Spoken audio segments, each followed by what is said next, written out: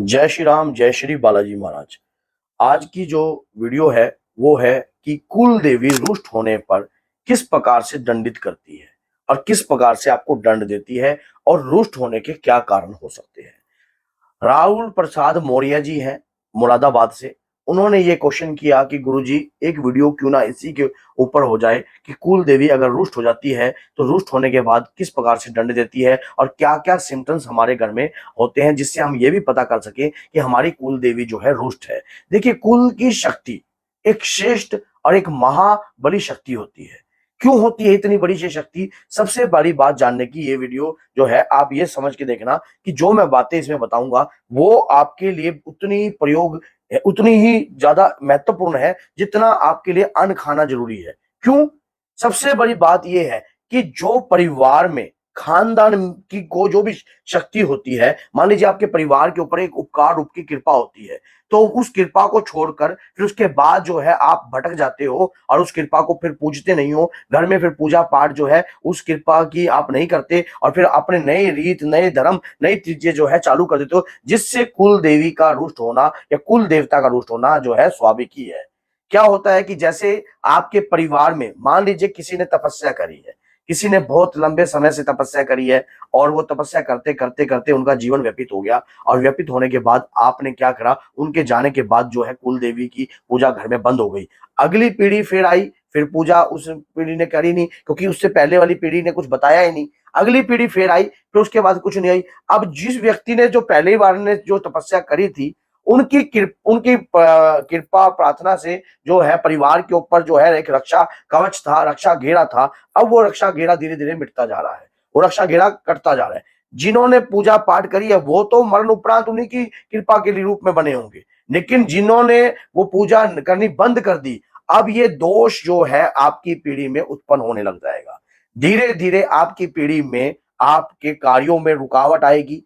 बहुत जगह आप जाओगे, आपको इस प्रकार से कहा जाएगा कि आपके ऊपर तंत्र कर दिया गया है, आपकी काम को बांध दिया गया है, या आपके पितृ बंधे पड़े हैं, आपका कोई साथ नहीं दे रहा, आपके साथ कोई शक्ति चल नहीं रही है, या आपके कार्य जो है किसी ने आपसे वैर हुआ था इस कारण, मानो तरह तरह की बातें जो है अब बनने लग जाएंगी। क्यों होएंगी? क्योंकि हम उस चीज पर गौर नहीं कर रहे हैं जिस चीज पर गौर करना चाहिए। मतलब उस चीज को छोड़कर अलग अलग तर्क कर रहे हैं, अलग अलग जगह कार्य कर रहे हैं, और फिर हम और मंदिरों में जाते हैं, फिर जाकर कार्य करते हैं, लेकिन उस शक्ति को मनाने की कोशिश नहीं करते, उसके ऊपर गौर नहीं करते।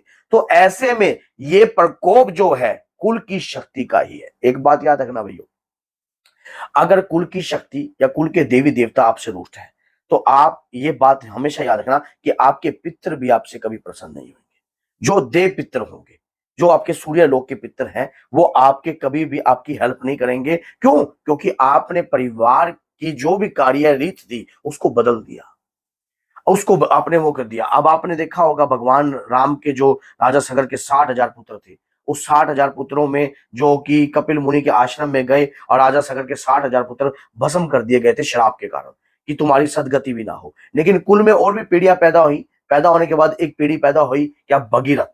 भगीरथ ने घोर तपस्या करके गंगा को धरती पर अवतरित किया और गंगा जल से उनका जो है पिंडदान किया, जिससे उनकी सदगति हुई। तो इस बात को याद रखना। उससे क्या हुआ कि कुल की शक्ति जो थी, कुल की जो शक्ति थी वो भी प्रसन्न हुई और वो भी कृपादायक हुई। और सबसे बड़ी बात यह है कि आपके पितृ की शक्ति भी प्रसन्न होती है, देव पितरों की कृपा भी प्राप्त होती है। अब ऐसे में कुल देवी जो है दंड किस प्रकार से करती है? व्यापार में तरक्की नहीं होती है, घर में लक्ष्मी का आगमन नहीं होगा, जितना पैसा आएगा उसमें बरकत नहीं होगी, और शरीर पे तरह तरह की एनर्जी और तरह तरह के लाल लाल निशान या अलग अलग निशान जो है शरीर पर रहेंगे। और आपके कार्यों में और गाड़ियों में, अगर आपके पास कोई वाहन है या गाड़ी है तो उसमें नुकसान जरूर होगा। बार बार आपको ऐसा लगेगा कि कुछ ना कुछ मेरे ऊपर तंत्र किया गया है, या अलग प्रकार का भ्रम जो है आपके ऊपर फैलता जाएगा। ये इसी कारण फैल रहा है कि कुल देवी जो है आपसे रुष्ट है।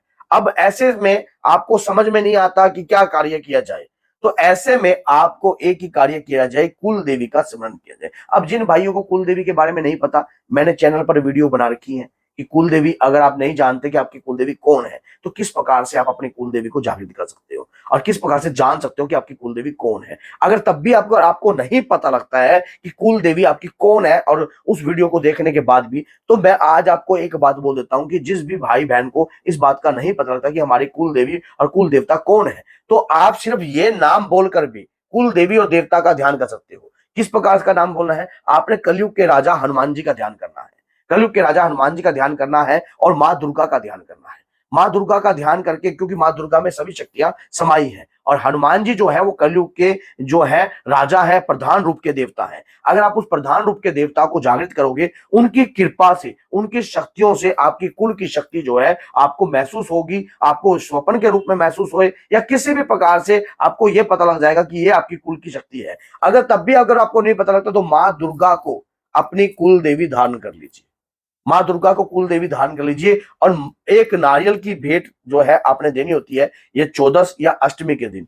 जिस दिन आप माँ दुर्गा को कुल देवी धारण करोगे, एक नारियल ले लेना, अपने पूरे परिवार के ऊपर से जटा वाला लेना है। मतलब आपने छीलना अपने हाथों से ही है, उसमें लोहे का या किसी भी प्रकार का इस्तेमाल नहीं करना। हाथों से छीलिए या मुंह से छीलिए, जिस प्रकार से आप कैसे करके अपने पूरे परिवार के ऊपर से।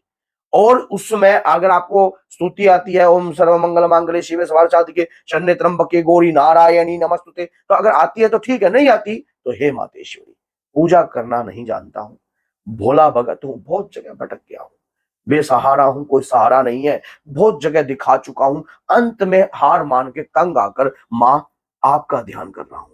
हे मातेश्वरी प्रसन्न होइए, हे बाबा वीर बजरंगी, हे दादा हनुमान प्रसन्न होइए, और मुझे अगर मेरी कुल देवी का स्मरण हो सकता है तो कराइए, अगर नहीं हो सकता तो हे मातेश्वरी, आज से ही मैं आपके नाम से ही अपने कुल की कृपा को प्राप्त करना चाहता हूं। तो माँ दुर्गा का जैसे ही आपने इतने सी वाक्य बोल दिया ना, सिर्फ इतना सा वाक्य बोल दिया, माँ तो करुणामयी है, माँ तो दयावान है, और उसी समय आपसे माँ की शक्तियां प्रसन्न हो जाएंगी, माँ की योगनियां आपसे प्रसन्न हो जाएंगी, माँ की कृपा आपके ऊपर आने लग जाएगी। क्यों? क्योंकि इतने समय से आपने ऐसा कभी नहीं बोला।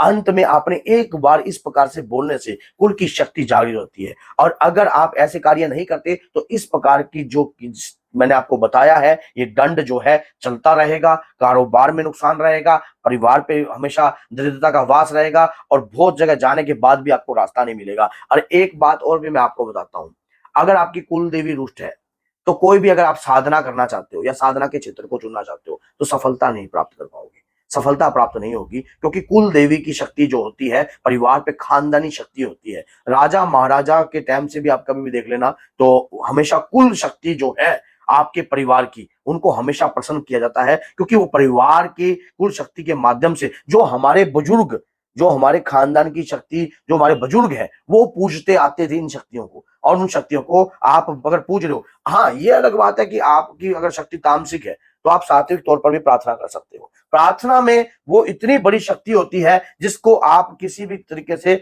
मान लो, ये सोचिए कि जब भी आप प्रार्थना करते हो, तो वो प्रार्थना आपकी व्यर्थ नहीं जाती, आपकी आत्मा परमात्मा तक जरूर पहुंचती है। वो आवाज, वो प्रार्थना में आत्मा की आवाज है। तो इसलिए अगर वीडियो अच्छी लगती है तो लाइक कीजिए और चैनल को सब्सक्राइब कीजिए। और अगर आप भी अपनी कुल देवी को भूल गए हो, तो चैनल पर वीडियो बनी हुई है, कुल देवी को कैसे प्रसन्न करना है, कुल देवी को कैसे जागृत करना है, कुल देवी को अगर हम भूल गए हैं तो कौन सी हमारी कुल देवी है, ये सारी चीजों पर मैंने वीडियो बना रखी है। कुल देवी आपको किस प्रकार से दर्शन देगी, इस पर भी वीडियो बनी हुई है। अब ये जो वीडियो है कि कुल देवी किस प्रकार से दंडित करती है आपको, इस पर भी मैंने वीडियो बना दी है। तो बोलिए जय सीताराम, जय श्री बालाजी, जय माता।